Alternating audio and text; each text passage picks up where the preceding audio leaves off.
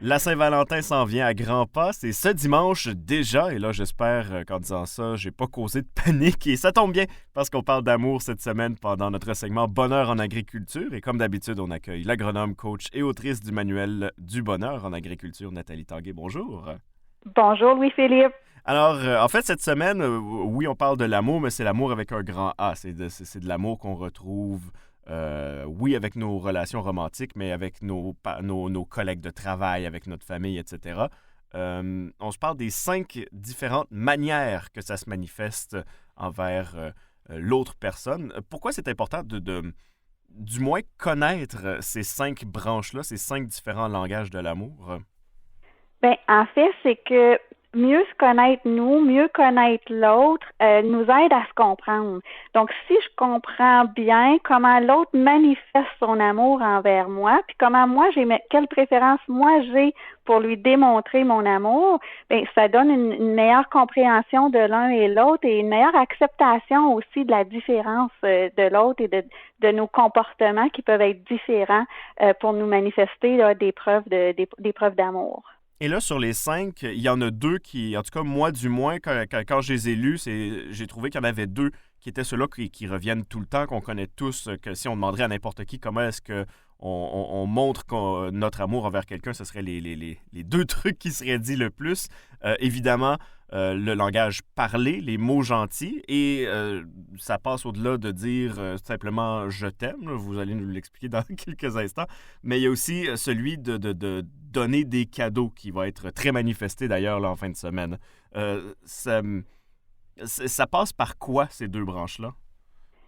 Oui, ben, c'est ça. En effet, c'est ceux-là qu'on est le plus fréquent. On a plus l'habitude de voir. Donc, les mots gentils, vous l'avez dit, il y a le je t'aime, mais il n'y a pas que le je t'aime. Il va y avoir vraiment des marques appréciatives qu'on va dire avec nos mots. Donc, ah, c'est joli ce que tu portes aujourd'hui, ou wow, merci, c'est vraiment gentil ce que tu as fait pour moi aujourd'hui. Donc, il y a des gens qui ont une plus grande facilité d'exprimer leur appréciation verbalement et d'autres que non. Et c'est la même chose avec le fameux je t'aime. On le sait qu'il y en a qui ont plus de facilité que d'autres.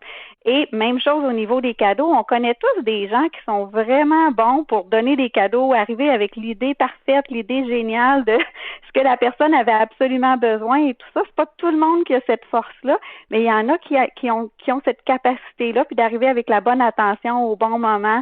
Oui, il y a des petits cadeaux, des fleurs, des surprises aussi. Bien, il y a des gens qui ont une plus grande affinité à exprimer, démontrer leur amour de cette façon-là. Et sinon, l'affectif peut aussi être exprimé du côté du toucher physique aussi, également, là.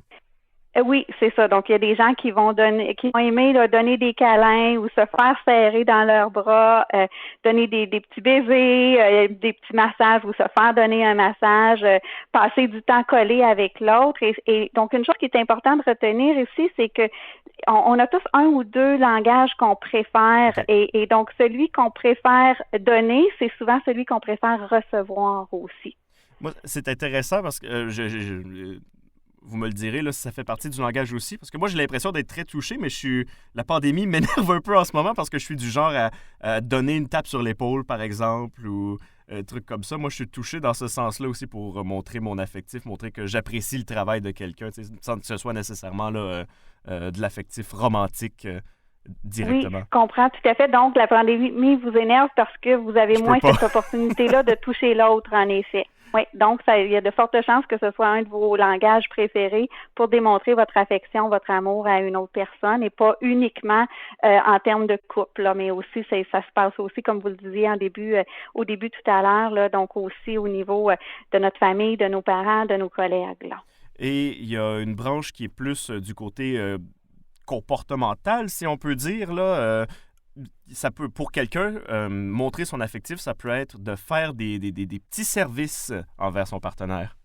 Oui, en effet. Donc, ça peut être donc cette personne-là euh, a vraiment du plaisir à faire des commissions pour l'autre, comme vous dites, rendre des services. Donc, ça peut être déneiger la voiture de l'autre. Moi, mon conjoint, s'il veut me faire plaisir, il va aller mettre de l'essence dans ma voiture. Donc, j'aurais pas besoin de le faire. Ça peut être quand une personne aime faire à manger pour l'autre. Donc, j'arrive, mon repas est prêt. La personne, elle, me rendre ce service-là de préparer les repas, ben c'est une façon de me démontrer son amour pour moi, son affection pour moi. Et c'est un peu relié aussi, mais la cinquième, la dernière, c'est de préparer des moments de qualité que l'on organise, en fait, avec l'autre personne. Bien, en fait, c'est de passer des moments de qualité ensemble. Donc, la personne travaille très fort et tout ça, mais elle va quand même prendre du temps pour passer du temps avec la personne qu'elle affectionne, la personne qu'elle aime. Donc, ça peut être, elle va prendre du temps pour écouter l'émission préférée de son être cher. Elle va prendre du temps pour l'écouter avec elle parce qu'elle sait que la personne aime ça. Ça peut être de faire un casse-tête ensemble. Ça peut être le repas en tête-à-tête. Donc, c'est tout simplement des moments de qualité ensemble. Donc, la personne offre de son temps. Ou sinon, dans une relation platonique, non romantique, ça peut être tout simplement aussi de passer des soirées, des 5 à 7 avec ces personnes-là aussi directement. Tout à fait. En effet, passer des bons moments ensemble. Et encore une fois, connaître ces 5 langages-là, ça permet de comprendre, en fait, l'autre, de savoir pourquoi est-ce qu'une personne agit d'une certaine manière, pourquoi est-ce que la personne nous dit peut-être un peu moins « je t'aime », mais est plus du genre à nous donner des services, par exemple. Donc, c'est plus dans ce sens-là là, que de vraiment développer ces 5 branches différentes. Et il faut absolument que je montre mon amour dans ces 5 différentes manières. Non, exactement. C'est plus d'apprendre à reconnaître qu'est-ce que moi j'aime puis qu'est-ce que l'autre aime et comment je peux m'adapter, comment on peut s'adapter un et l'autre à ça. Puis ce que j'aime à dire, c'est que ben, parfois, plutôt que de dire ben tu me dis, de critiquer puis de dire tu me dis jamais je t'aime, ben plutôt de passer à hey, j'apprécie vraiment tous les services que tu me rends. Donc, de regarder le langage de l'amour de l'autre autrement. Nathalie Tanguay, j'apprécie vraiment les segments que vous venez faire avec nous toutes les 2 semaines pour parler de ça ici au FM 103.7. Bien, merci à vous pour cette belle opportunité. La coach, autrice et agronome, les segments précédents de nos segments ici là, du bonheur en agriculture, ça se trouve sur l'onglet Bye Bye Boulot sur le radio-acton.com.